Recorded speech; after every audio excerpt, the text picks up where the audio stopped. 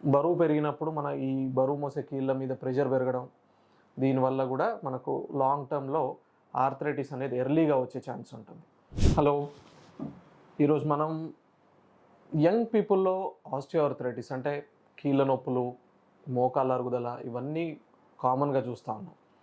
అంటే వీటికి కారణాలేంటి, వీటిని మనం ఎలా అవాయిడ్ చేసుకోవచ్చు అనేది తెలుసుకుందాం. ఇప్పుడున్న జనరేషన్లో కామన్గా అంటే చాలామందిలో కూడా అరౌండ్ 40s లెస్ దాన్ 50 ఏజ్లోనే ఈ మోకాళ్ళ అరుగుదల అనేది, మోకాళ్ళు నొప్పులు కానీ ఇవన్నీ కామన్గా చూస్తూ ఉన్నాం. వీటికి చాలా కారణాలు ఉండొచ్చు. కొన్ని కామన్ కాజెస్ గురించి మనం డిస్కస్ చేద్దాం. దీంట్లో కామన్గా వచ్చేసి సెడెంటరీ లైఫ్ స్టైల్ ఇప్పుడున్న వర్క్ ఎథిక్ అనుకోండి, ఈ మన లైఫ్ స్టైల్ అనుకోండి, వీటన్నిటి వల్ల కూడా మనం ఎక్సర్సైజ్ అనేది చాలా తగ్గిపోతూ ఉంది.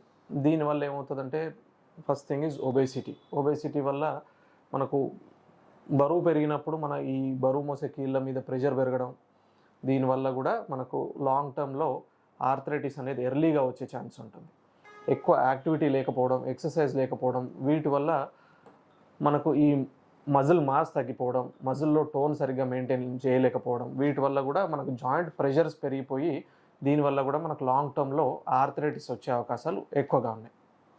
తర్వాత వచ్చేసి స్పోర్ట్స్ రిలేటెడ్ ఇంజరీస్, అంటే ఎప్పుడైనా స్పోర్ట్స్ ఆడినప్పుడు కానీ ఏదైనా చిన్న చిన్న ఇంజరీస్ జరగడం, అండ్ దాని లోపల లిగమెంట్ ఇంజరీ, కార్టిలేజ్ ఇంజరీ జరగడం, దీన్ని మనం లాంగ్ టర్మ్లో నెగ్లెక్ట్ చేయడం వల్ల కూడా మనకు ఓవర్ టైంలో యంగ్ పీపుల్లో ఆర్థరైటిస్ అనేది వచ్చే అవకాశాలు ఎక్కువగా చూస్తూ ఉన్నాం. తర్వాత వచ్చేసి జెనెటిక్ ప్రీడిస్పోజిషన్, అంటే వేరియస్ జెనెటిక్ కారణాల వల్ల కొందరిలో ఈ ఆర్థరైటిస్ అనేది తొందరగా అనేది మనం చూస్తూ ఉన్నాం. ఆ తర్వాత మనకు జాబ్ రిలేటెడ్ వాటిల్లో మన పూర్ పోస్చర్, బేసికల్లీ మన కూర్చునే విధానం కానివ్వండి, మన చేసే పని కానివ్వండి, వీటన్నిటి వల్ల కూడా మనకు ఈ జాయింట్స్ మీద ప్రెషర్స్ పెరిగి ఓవర్ టైం మనకి ఆర్థరైటిస్ అనేది వచ్చే అవకాశాలు కామన్గా చూస్తూ ఉన్నాం. అదేవిధంగా సర్టన్ డిసీజెస్, మనకు రుమటాయిడ్ ఆర్థరైటిసే కానివ్వండి, కీళ్ళవాతం లాంటివి, లేదంటే ఏదైనా హార్మోనల్ ఇంబ్యాలెన్సెస్ వల్ల కానివ్వండి, మనకి ఎముకలు సాంద్రత ఎర్లీగా తగ్గడం వల్ల కూడా మనకి ఆర్థరైటిస్ అనేది లాంగ్ టర్మ్లో ఎర్లీ స్టేజెస్లో చూడడానికి ఆస్కారం ఉంటుంది.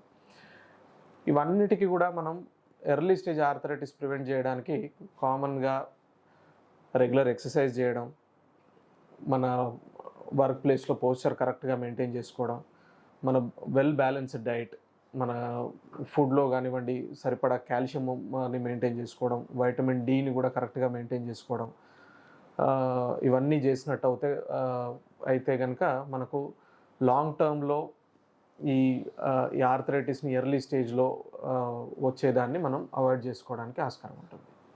Thank you.